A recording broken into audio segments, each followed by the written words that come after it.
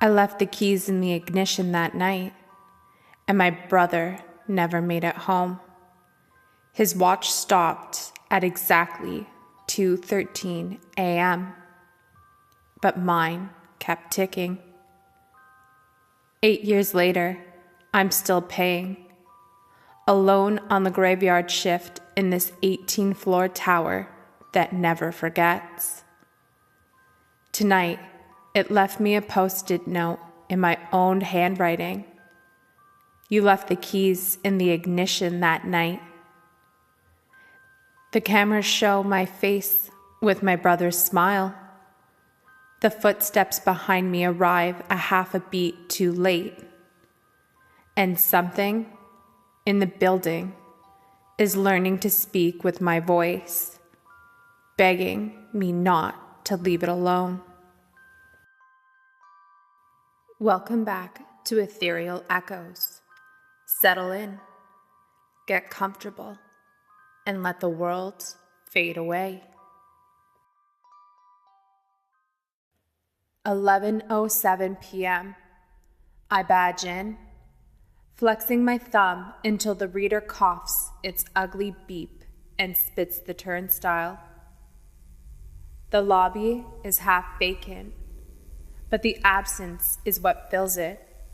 A sterile fish tank with no fish, just water cycling through invisible gills. The day guard was waiting for me, her mouth already moving, teeth picked clean by the graveyard shift. Quiet night ahead, she says, like a benediction. Yeah, I say, though it doesn't sound like me. She's lingered long enough that I'm forced to look her in the face. Her eyes shine flat by the security lighting. I build a smile, careful and brittle. It works. She grabs her lunchbox and goes. I listen to her footsteps fade down the long tile corridor. First an argument, then a memory, then nothing. I sit. The chair knows my shape better than my own bed. 18 stories, all stacked like unfunny punchlines overhead, watching for my first mistake. I click the bank of monitors to life, watch the grainy corridors spill into existence. The hum of the building is louder than any voice. It seeps in through the air duct, fizzes at the fluorescent light's edge. Midnight's animal patience fills the lobby. I hear the slow tick of the old clock above the elevators. I don't watch it. I don't need to. I know every minute by the heartbeat in my jaw. A bottle of generic painkillers rattle in my pocket. My fingers worry at the cap, then stop. I'm trying to go without tonight, trying to let the ache stand as a witness. The desk light makes my hands look diseased, blue and translucent. I arrange my things: ID badge, pen, incident log, old habits, old crutches. I don't log the arrival time. No one would notice if I did. At 11:17, the building exhales. Somewhere, the HVAC coughs awake. The glass doors rattle just enough to remind me I'm inside, not out.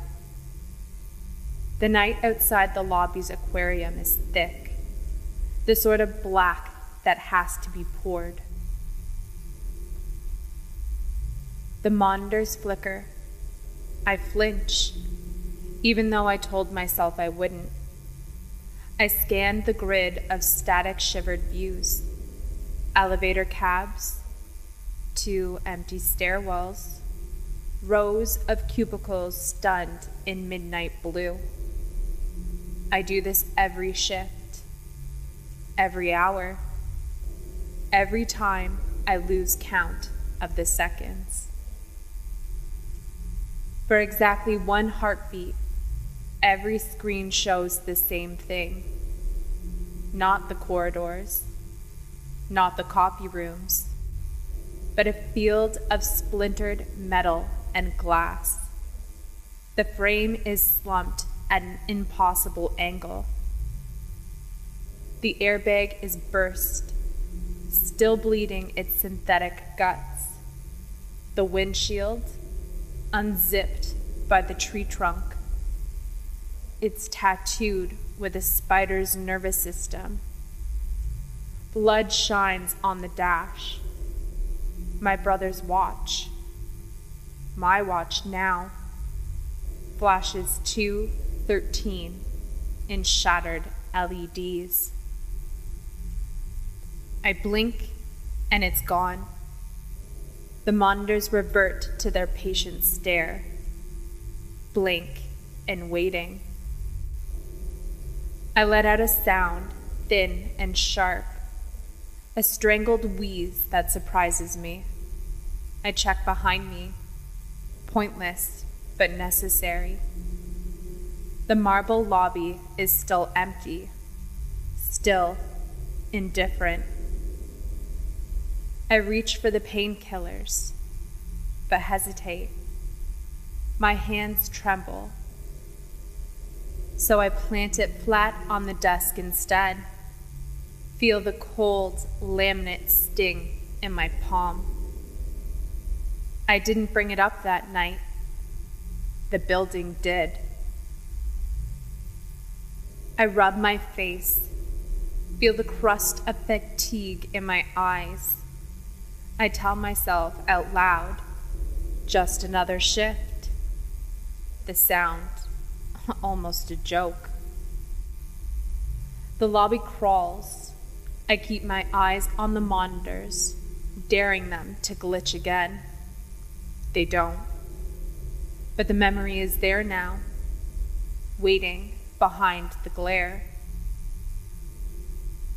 I log a round of the building. It's unnecessary at this hour, but the movement helps. Every hallway is the same, except for the whisper of things left unsaid.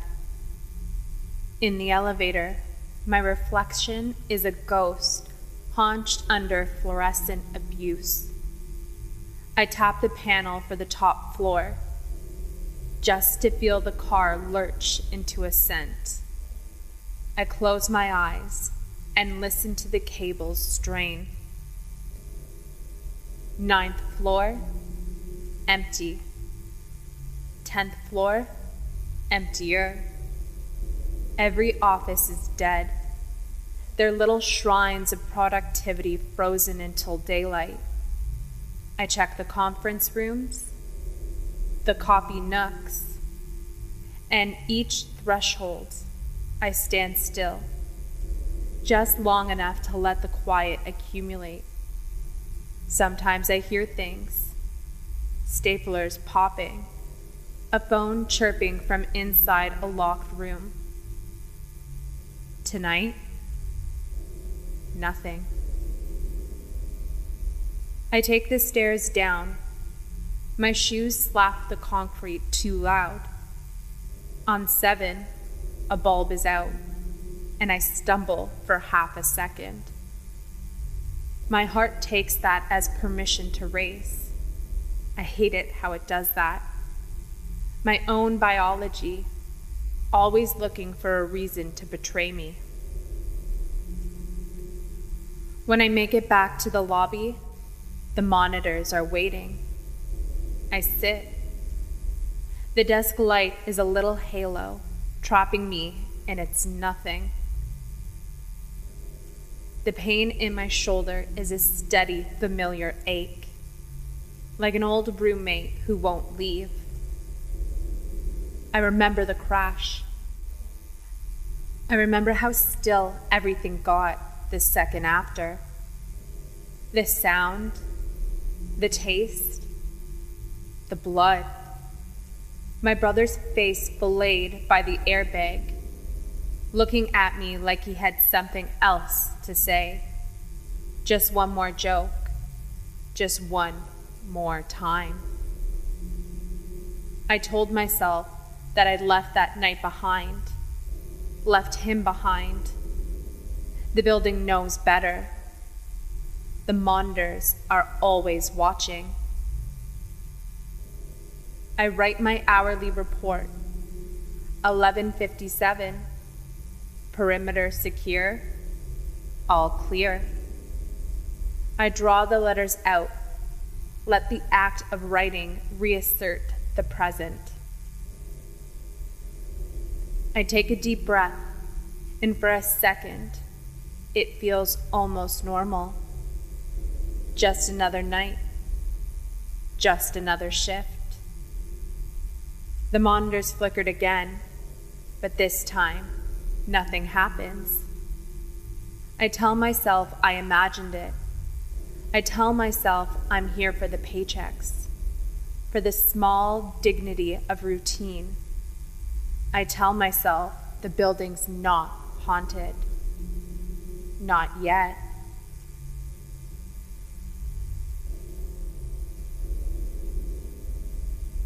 "12:45 a.m. The clock yawned in the corner of the lobby, digits cycling like a slow, winding noose. I should have been used to it by now. This post-midnight stretch of time where the world loses interest and leaves you with your own thoughts. Instead, I sat at the desk, left thumb fidgeting the cheap plastic of my phone case, pretending to check the weather, the news, anything not related to surveillance. But the job was the job. I toggled over the archive feed, queued up the time lapse on the 9th floor. The carpet there was an ugly brown with pink lines, designed to offend as little as possible. There was nothing to see, usually, just cubes and the haunted glow of screensavers bouncing from one desk to another. Tonight, there was something. Frame by frame, the corridor flicked by. Emptiness, emptiness, emptiness, then a blur, a shadow on the edge of a cubicle. I stopped the feed and reversed. Still nothing. I played forward. The blur again, then gone. I played it at half speed, then quarter speed. Each time it wriggled into existence, just long enough to register, then dematerialize like a cartoon ghost. It had shape but no substance, a trick of the lens, or a trick of the mind. My chest tightened. I pressed my palm into it, hard enough to feel the dull thud of my heart underneath. I played the beat again, fast, then slow, then fast, then slow. The blur was always there, and always not, like it depended on how much I wanted it to be real. A prickly feeling ran down my arms. I checked the live feed. The 9th floor was the same as always. A rabbit warren of empty offices, nothing moving but the lazy sweep of a motion sensor. "Get a grip," I said, barely a whisper. When I turned back to the monitors, a yellow post-it had sprouted on the lower left screen. But it wasn't there before. I was sure of it.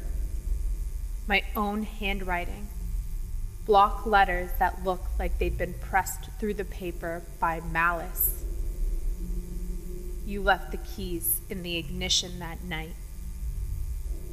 The words rattled in my head. I grabbed the note, yanked it off the monitor. The tape stuck, resisting as if it wanted to stay. The paper was cold, the message sinking in like stone into a pond. I had never told anybody about the keys, not the paramedics, not the insurance agent, not even my mother, whose grief was so heavy that it made mine look like a child's tantrum. After the crash, after the hospital, after the pale lawyer with his hushed voice and practiced apologies, I had boxed the memory up and sealed it shut with all the other evidence. But there it was, in my hand, my own secret written out for me to choke on. My heart hammered. I crumpled the note as tight as I could, shoved it into my pocket, stabbed my hands in after it like I could crush the memory by force. I stared at the monitors again. No post-it, no blur on the 9th, no evidence of anything out of the ordinary. The lights in the building began their scheduled descent, going dark floor by floor as if the place was swallowing itself from the top down. Each pop of a breaker echoed in the bones of the place. I flinched at each one, the sound a little too much like the pop of an airbag deployment, a little too much like a sound I still heard in my dreams. It wasn't supposed to matter anymore. The old story, the old mistake, was dead and buried long ago with him. The job was supposed to be my penance, or maybe my escape. I never decided which. I pinched my arm, felt the sting, forced myself back to the present. Just another night, I said, and it sounded less like a joke and more like a confession. The monitors twitched, refreshed, and settled. I watched them like they could erase what had just happened if I stared long enough. The note in my pocket burned hotter than a fever. I wondered if it would be there in the morning, or if the building would take it back, like a dog burying its own bone. The silence pressed in, thick and absolute. Each tick of the clock drove the memory deeper.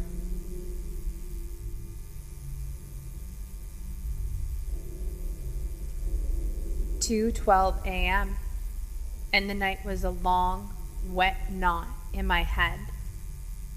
I had stared at the monitors until my eyes stung, then at my phone until the light drilled through my skull. No one had messaged. No one had called. The world outside had gone to bed, leaving the hollowing building to the ghosts and fluorescent gods. I stood up, knees cracking, and made a show of stretching. The hallway past the security desk yawned, dark except for the exit sign's green disease. I knew the routine. Up the elevator to 9, quick walk down the corridor, check the doors, jot a note on the log. I'd done it so many times that my body moved ahead of my thoughts, like a car rolling downhill with its engine off. The elevator car was silent, mirrored walls reflecting me back at myself in endless regression. I looked at my hands, blue in the cab's light, knuckles raw from worry. I flexed them, remembered the bite of the steering wheel that night, the instant of impact before everything snapped. The door opened on 9 with a judder and a tired ding. I walked the carpet humming under my breath. The sound so small it was like a bug stuck in my throat. The rows of office doors were all closed, just as I'd left them. Except one. Suite 914. The door was open exactly 3 inches. I knew I'd locked it hours ago. Protocol, memory, muscle. It should have been sealed, but there it was, the gap black and ugly like a split lip. I approached, no sounds from inside, just the blood pulsing in my ears. I eased the door open, let it swing in on its own. The office was empty except for a single desk. Atop it, under the cone of a desk lamp, was a photo frame, the glass spidered with cracks. I stood in the doorway, not moving. The picture was familiar. My brother, his arm around my shoulders, both of us frozen in mid-laugh. 4th of July, some cheap amusement park. My brother's smile too big, my eyes squinting at the sun. That photo had lived on our kitchen wall for years, until the crash. After, I buried it in a shoebox in a closet, never told my mom I couldn't look at it. I stepped forward, the carpet muffling my feet. The air in the room was stale, a tightness that made me want to cough. I reached for the frame. My hands hovered over it for a full minute, shaking before I made contact. The glass was sharp, a web of fissures running out of a deep pit over my brother's face. I pressed down, trying to hold the photo flat, and a chip of glass slid free and scored a line across my palm. The pain was quick, hot. I hissed and jerked my hand back. Blood welled up, fat and bright, oozing across the skin and started to drip, first onto the desk, then the carpet.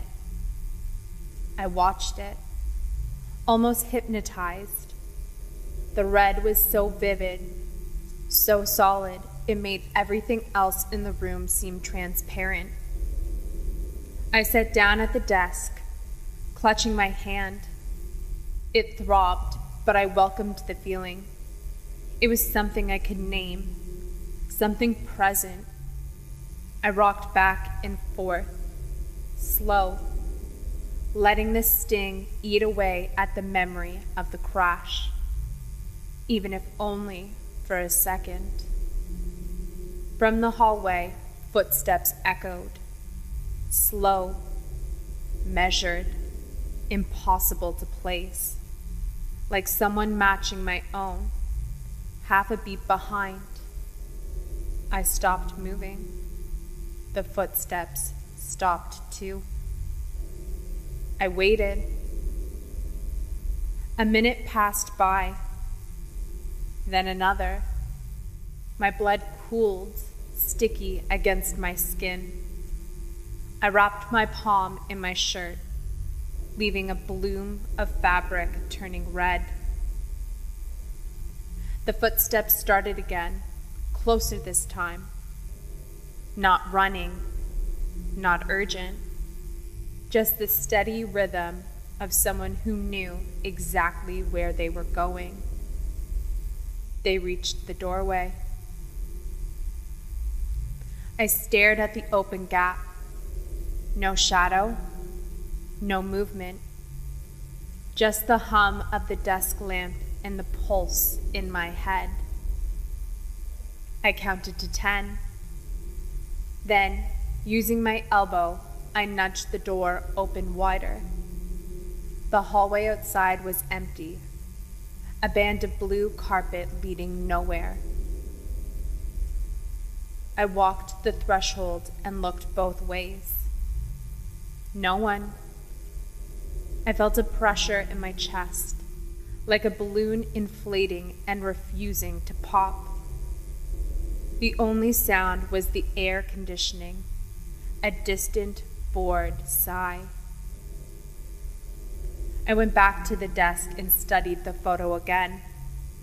Blood splattered the glass, obscuring my brother's smile. I wiped it away with my sleeve, smearing the red into a thick haze. The cracks in the glass radiated from his face like a map of ruined roads. I touched the largest fissure, felt it prick the tip of my finger, and pressed it harder until it hurt. I left the frame on the desk upright. The photo now streaked with blood and grief, and the pure accident of living past the person who mattered most. In the hallway, the footsteps started again. I turned, ready to see something, anything, but it was just an empty corridor. Lights at half power. The silence loud as a scream.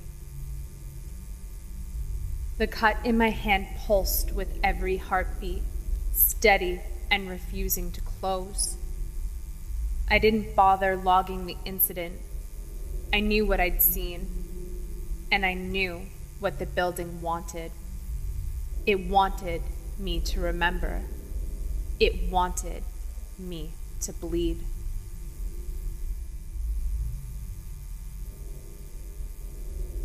"3:40 a.m.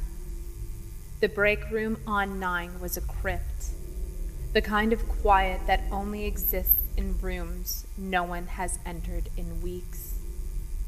I slumped against the vending machine, my knees pulled tight to my chest, the torn hem of my uniform shirt pressed into my leaking palm. I should have gone for stitches, should have at least found some form of first aid kit, but the idea of asking for help made me sick. So I wrapped my hand in fistfuls of cheap paper towel, tight enough that my fingers went numb. The red soaked through in minutes, growing into a sticky, throbbing flower. I watched the bloom, willing it to shrink, but every time I flexed my fingers, a new petal would appear. Above the vending machine, the wall speaker crackled to life. The sound was so sudden I jolted, head banging the glass behind me. At first, just static, the fizz of empty airwaves. Then a voice, my own, slurred and ragged, leaking through the tiny speaker as if from underwater. "I'm fine," the voice said. A pause. "He's fine." Another pause.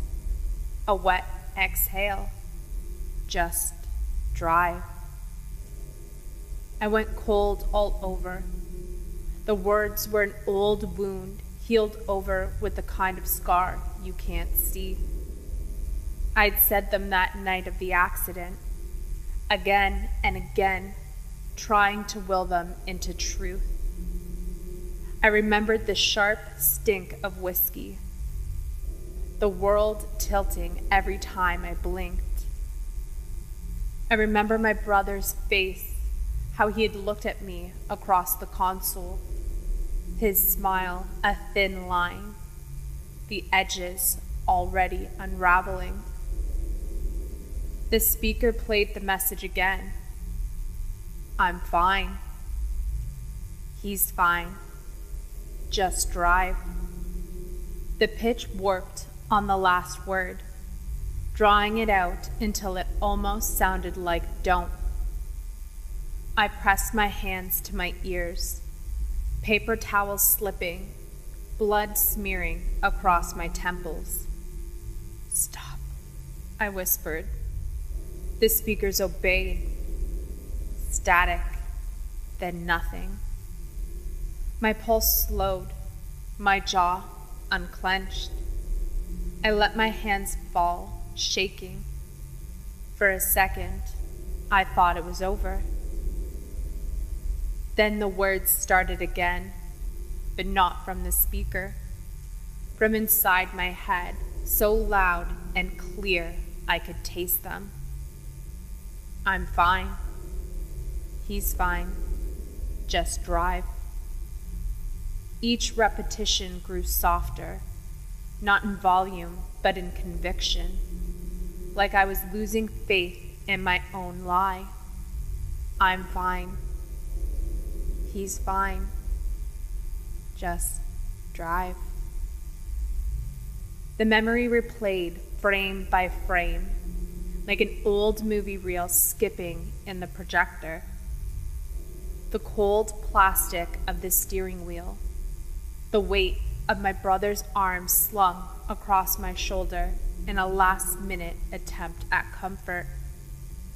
The world tilting sideways, the explosion of gas and airbag, the wet slap of my head against the window, the hiss of the engine as it died, choking on its own fluids. The room was freezing now. My breath fogged the air, each exhale a tiny ghost. I shivered, bones rattling in their sockets. My hand ached, blood clotting beneath the layers of towels, but I didn't care. Another voice joined the chorus, this one thinner, desperate. My brother's, but warped by memory and guilt until it was almost unrecognizable. Don't leave me here alone. It came out of my mouth, not as his. I heard it in my own voice, soft and ruined. I clapped my hands over my ears, harder this time, but the words kept coming. Don't leave me. Don't. I rocked against the machine, legs pulled tighter, forehead grinding into my knees. The words repeated first as a trickle, then a flood. I could feel them vibrating in my skull, burrowing through the tissue, insistent as a siren. The break room felt smaller by the second, the walls closing in, the ceiling lowering. I gasped for air, but it tasted like ash. I wanted to scream, but all that came out was a high, whining sound that faded to nothing. Stop, I begged, but my voice was gone. The words didn't stop. They would never stop. I pressed my face to the linoleum and sobbed, wishing for the pain in my hand to be enough to drown out the rest, wishing for just a moment to be empty again.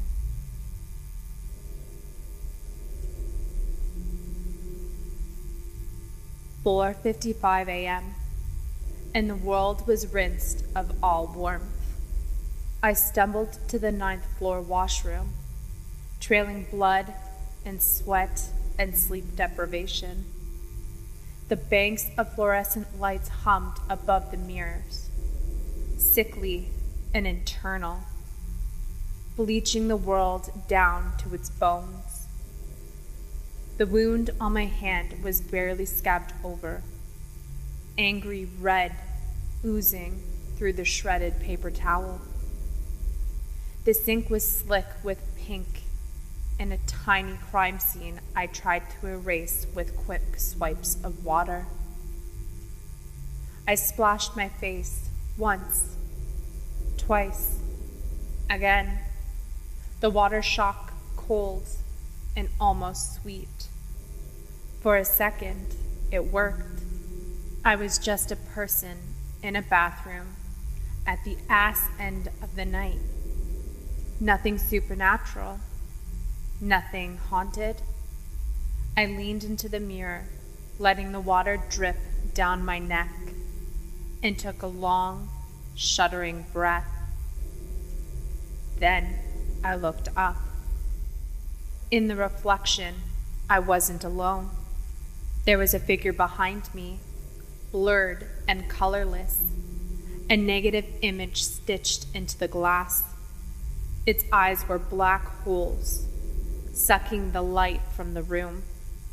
The hands, my hands, hung limp at its sides, but one palm glistened wet and red. The head cocked to the side the way my brother used to when he caught me lying. I spun around, fists clenched, ready to swing at something, anything. The bathroom was empty. Just stale ammonia and the sound of water choking down the drain. I turned back to the mirror. The figure remained, a half a step closer now. The eyes black and wider, the bleeding hand leaving little red prints on the imaginary glass. The mouth curled up, a smile so tight it looked painful. My brother's smile, stolen and corrupted. Rage filled my chest, sudden and blinding. I didn't think, I just acted. I slammed my injured hand into the mirror, hard enough to split the world in two. The glass exploded outwards, shards raining into the sink, onto my arm, to the floor in a shimmering hail. A sliver drove itself into my forearm, deep and clean. I gasped, the pain bright as a new sun, then marveled at the clarity it brought.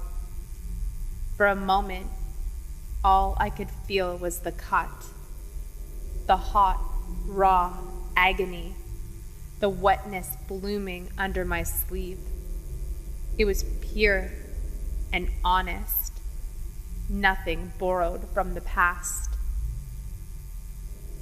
Blood streamed down my arm, slicked the basin, turned the remaining mirror fragments into funhouse paintings of my own ruin. I laughed, sharp and ugly, the sound echoing off the tile and coming back to me as if something not human. I picked out the largest shard, fingers slippery, and used it to scrape away the rest of the glass clinging to the frame. The image staring back at me was fractured 100 times, each version of myself a little more broken, a little bit more bloodied. In the largest piece, the shallow thing still watched, its smile patient and forgiving. "Fuck you," I whispered to the ghost, to myself, to the building that wouldn't let me forget. I weighted toilet paper around my arm, tied it off with the elastic from my badge lanyard. The bandage held, for now. I pressed my forehead on the cold tile, heart pounding, each beat slower and heavier than the last. I swept the shards into the trash, careful not to look too long at any one reflection. The cut pulsed, leaking a line of red down my wrists and into my palm. The mirror dripped blood and water, smearing my face into something almost unrecognizable. I wanted to clean up, to erase the evidence, but there was no way to hide what I'd done. The memory was carved into the surface, permanent as a tombstone. I stood there until the pain dulled, until the blood crusted over and my breathing slowed. I looked at the broken mirror one last time. The figure was gone, but the smile lingered in the cracks. I washed my hands, turned off the light, and left the bathroom in the dark.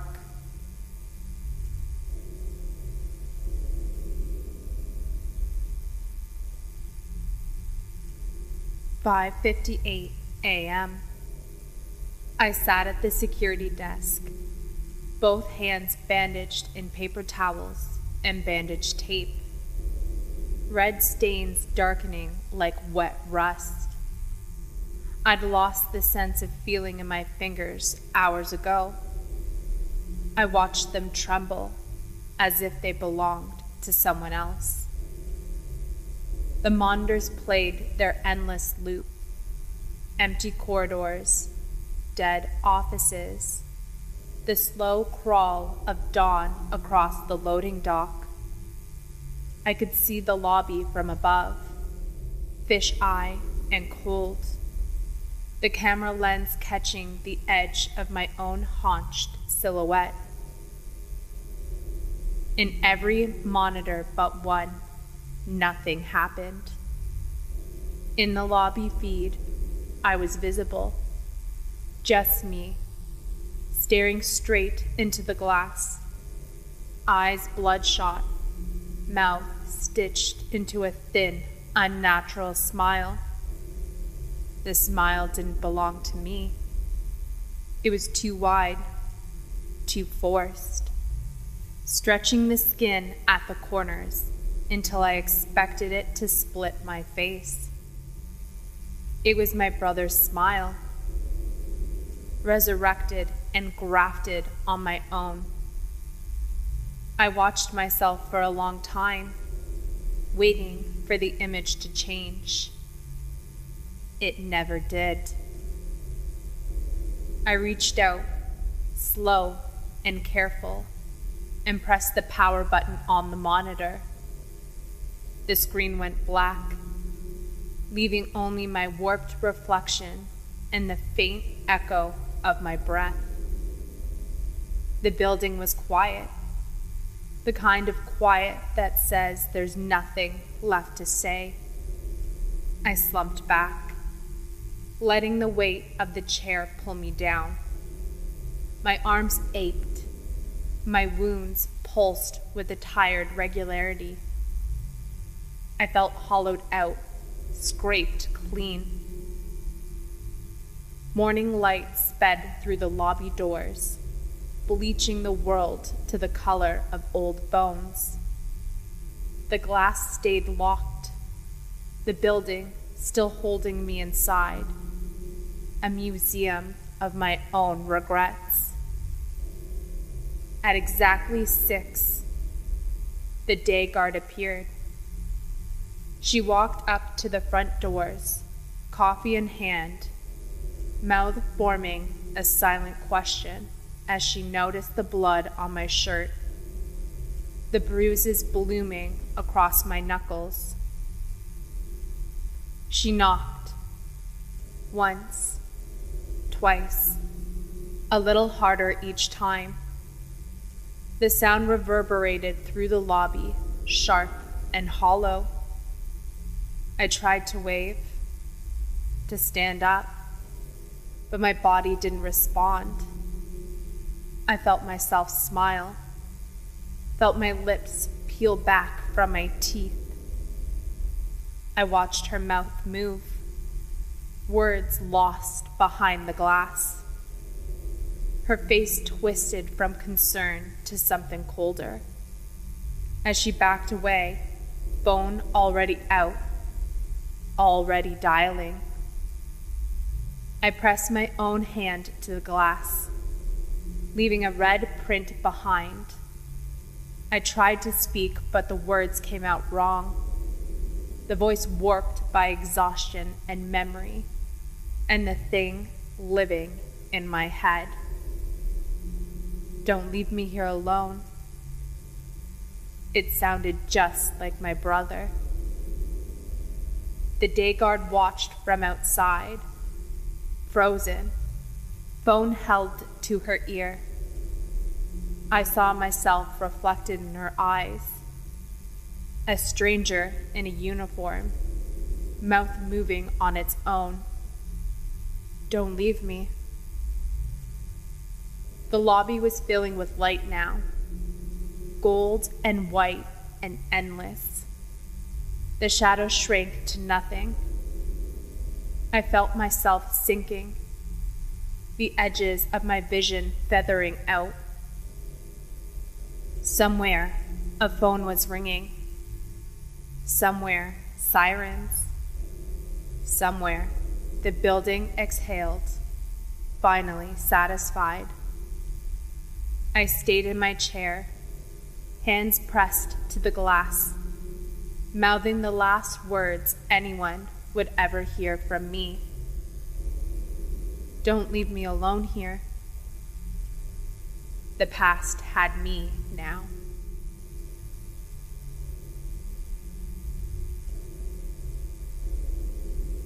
And somewhere on the 9th floor, the building is still waiting. The post-it is still stuck to the monitor, and the footsteps are still a half beat behind. The smile on the screen is still too wide. If you've enjoyed tonight's story, you can find more from Ethereal Echoes, new psychological thrillers released every Wednesday and Friday. And if you'd like to hear them early and without ads, you can join us on Patreon. For now, let the elevators sleep. Let the monitors fade to black. And if you ever badge in after midnight and see a yellow note appear in your own handwriting, whatever you do, don't read it. Good night.